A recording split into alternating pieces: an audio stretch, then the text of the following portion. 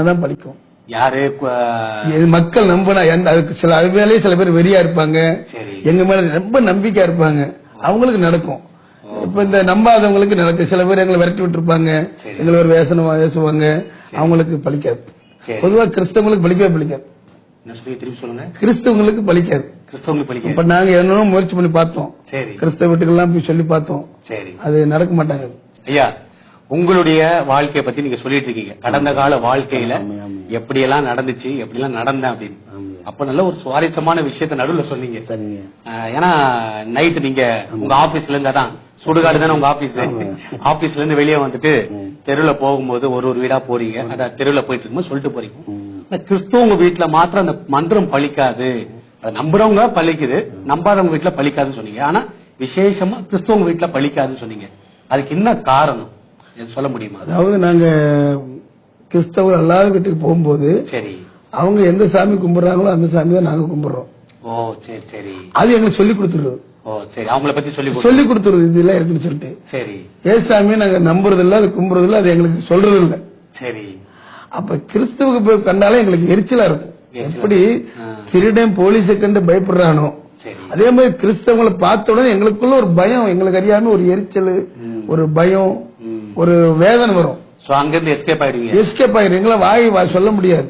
அப்படி ஒரு சம்பவம் எனக்கு நடந்தது. என்ன, எப்படி நடந்துச்சு? ஒரு 74-75 வருஷத்துல நான் முத எங்க தொழில் கத்துக்கிட்டு போகும்போது கேரளாவில் இல்ல கேரளாவில் பிழைக்க போயிருந்தோம். பிழைக்க போயிருக்கும்போது ஊரா அப்படி போகும்போது ஒரு தெருவுல நான் நைட்டு 2 மணி இருக்கும், சுடுகாட்டை போய் பூஜை பண்ணிட்டு முதல் தெருவு பாடிட்டு 2வது தெருவு பாடும்போது அந்த வீட்டுல நல்ல நல்ல பெரிய கார வீடு, அந்த கார வீட்டுக்கு வந்தோடனே என்ன இப்படி குடுக்குட்டு அடிக்கிறேன். அந்த அம்மா லைட்டு போடு, லைட்டு போட்டோன்னு நான் என்ன நினைக்கிறேன், சரி இந்த அம்மா முழிச்சிருக்கு, நீங்க வசம் அந்த அம்மா பிடிச்சிடணும் அப்படின்னு சொல்லி இந்த குடுகுடுப்பு அடிச்சு. இப்ப லைட் போட்டாங்கன்னா அவங்க கவனிக்கிறாங்கன்னு அர்த்தம். சரி முழிச்சிருக்காங்க, ஏன்னா இந்த சவுண்டே அவங்க முழிக்க வைக்கிறதானே, அவங்க எந்திரிச்சு நான் சொல்ற கவனிய கேளுன்னு சொல்றதுக்கு மாதிரிதான். அந்த முன்ன காலத்துல ஒரு துணியோ எட்டாவ முடிச்சு போட்டு வெளியே போடுவாங்க. முழிச்சு எனக்கு சொல்லுன்னு அர்த்தம், ஐயா நீங்க சொல்றது எனக்கு கேட்கிறோம் அப்படின்னா அது முடிச்சு போடுவாங்க. இந்த துணியை எடுத்துக்கிட்டோம்னா அவங்க நல்லதா வாக்கு சொல்லுவோம், துணி எடுக்காட்டி அந்த குடும்பத்துக்கு சாபம்னு அர்த்தம். அடுத்த நாள் 1000 நேரம் வாங்கிட்டு போயிருவோம். அந்த வீட்டுல அது கழிக்கணும் இது கழிக்கணும் வாங்கிட்டு போயிருவோம். அப்ப அந்த குடுகுடுப்பு அடிக்கிறேன், அடிச்சா இந்த நரம்பு இழுத்து பிடிக்குது. இந்த கை வந்து ஒரு மாதிரி சாப்பிடாம இருந்தா எப்படி பிடிக்குதோ அது மாதிரி இந்த நரம்பு பிடிக்குது. பிடிச்சோன்னே இந்த கையில இப்படி பிடிச்சி இப்படி ஆட்டு நான் வர மாட்டாங்க. சரி கொடுக்குற போயிடுச்சு சொல்ல பாக்குறேன், முழிச்சிருக்காங்களே சொல்லணுமே ஏதாவது சொல்ல பாக்கணும், வாயும் வர மாட்டாங்க. வாய் வரல, கதவு திறக்கல, அந்த அம்மா லைட்டு மட்டும் எரியுது. நான் நினைக்கிறேன் உள்ள அந்த அம்மா ஜெபம் பண்ணிட்டு இருக்குன்னு நினைக்கிறேன். அதுக்கு நான் அப்ப தெரியல, அடுத்த நாள் காலையில கண்டுபிடிச்சிட்டேன்.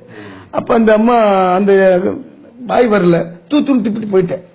அடுத்த வீட்டுக்கு பொண்ணு எப்ப மாதிரி ரிலீஸ் ஆயிடுச்சு. நான் எனக்கு என்ன நினைக்கிறேன், இது ஒரு மந்திரவாதி வீடு போட்டு, நம்மளே மந்திரவாதி, நம்மளை விட ஒரு பெரிய மந்திரவாதி வீடு இந்த வீட்டை நாளைக்கு காலையில இந்த மந்திரத்தை நம்ம கத்துக்கணும் அப்படின்னு சொல்லி நான் காலையில எந்திரிச்சு நல்லா குளிச்சு நீங்க சொன்ன மாதிரி ட்ரெஸ் பண்ணிட்டு வர்றேன். அந்த வீட்டுக்கு வர்றேன், 10-11 மணி மந்திர வீட்டுக்கு வர்றேன். அந்த குடுக்கிட்டு படிச்சேன், குடுக்கிட்டு படிச்சு அந்த அம்மா திறக்கிறாங்க. வெளியில ஒண்ணு நல்லா கதவு திறந்த பிறகு அந்த அம்மாவை பார்த்துதான் நல்லா ஒரு விசுவாச முகம் நல்லா தெரியுது. சரி நம்ம கிறிஸ்தவரா இருக்காங்களே, நம்ம இந்த வீட்டு போகணும்னு போறேன். ஐயா வாங்க, அந்த அம்மா கூப்பிடுறேன், அவங்களே கூப்பிடுறாங்க. சரி என்ன நடக்குன்னு பாப்போம் அப்படின்னு சொல்லி நான் பெரிய கெத்தாப்பி உள்ள உட்கார்ந்தா நல்லா வசனங்கள், நல்லா கிறிஸ்தவ குடும்பம் நல்லா தெரிஞ்சிருச்சு. ஏமா உங்க வீட்டுக்கு என்ன கூப்பிடுறீங்க? இல்லையா எங்க வீட்டுக்கு ஏன் சொல்ல மாட்டேன்றீங்க அப்படின்னு சொன்னோம். அவங்க கேக்குறாங்க, எல்லா வீட்டையும் சொல்லிட்டே வந்தீங்க, நான் கவனிச்சேன், எங்க வீட்டுக்கு மட்டும் நீங்க ஏன் சொல்லலன்னாரு. இல்லம்மா ஏதோ ஒரு சக்தி என்னை மீற சக்தி அடிப்படுத்திருச்சு, பேச முடியல, அடிக்க முடியல, ரொம்ப கஷ்டமா இருந்துச்சு, நான் அப்படியே போயிட்டேன்.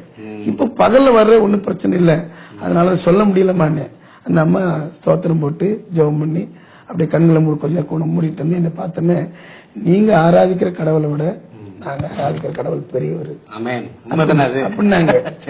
எனக்கு அது விளையாட்டா தெரிஞ்சு, என்ன பெரியவர், நம்ம சக்கமா விடவா, நம்ம தேவனை விடவா அப்படி சொல்லி நாங்களாம் சொல்லிட்டே இருந்தோம். அவங்க அம்மா சொன்னாங்க, இன்னைக்கு என்னாச்சு ஒரு காலத்துல உணர்வீங்க. ஓ, அந்த அம்மா அந்த அம்மா சொன்னாங்க. இது நடந்த ஆண்டு எப்போ? கிட்டத்தட்ட ஒரு 14-15 வருஷத்துக்கு முன்னாடி. சரி சரி. 13-14 வருஷத்துக்கு முன்னாடி. சரி. 74 to 75 நடந்திருக்காது. ஓஹோ, சரி. அப்ப அந்த அம்மா சொன்னதை நான் பெருசா நினைக்கல. ஆனா அந்த அம்மா எனக்கு சரி போயிட்டு வாங்கன்னு நல்ல உதவி எல்லாம் செஞ்சாங்க. சாப்பாடு கொடுத்தாங்க, காய் கொடுத்து அனுப்புனாங்க. இயேசு நம்புங்கன்னு சொன்னாங்க. அவங்க முத. சரி, இப்போ ஒரு நல்ல ஒரு கேள்வி கேட்கிறேன். சொல்லுங்க. உங்களுக்கு கிறிஸ்துவங்களை பார்த்தாலே ஒரு எரிச்சலா இருக்கும் சொன்னீங்க. இப்போ உள்ளார போயிட்டீங்க, அப்போ ஒரு எரிச்சல் இருந்திருக்கும்ல உங்களுக்கு? என்னடா இவங்க கூப்பிடுறாங்க, பயம் இருந்தது. பயம் ஒரு பக்கம். சரி, ஆனா அவங்க சாப்பாடு கொடுத்தாங்க. அந்த அம்மாவுடைய அன்பு என்னை நேசிச்சு, ரொம்ப அன்பா நேசிச்சாங்க. அதான் கிறிஸ்துவ அன்பு. அவங்க சில கிறிஸ்தவ போ பிசாசு ஆயுன்னு விரட்டி விட்டுருவாங்க, அவங்களதான் வைவுனாங்க. இந்த அம்மா எப்படி தெரியல, எங்களை ரொம்ப நேசிச்சாங்க. நல்ல சிரிச்சுட்டே இருந்தாங்க. ஐயா உட்காருங்க, ரொம்ப அன்பா பேசுனதுனால அந்த அம்மா அன்பு என்ன. சரி சரி.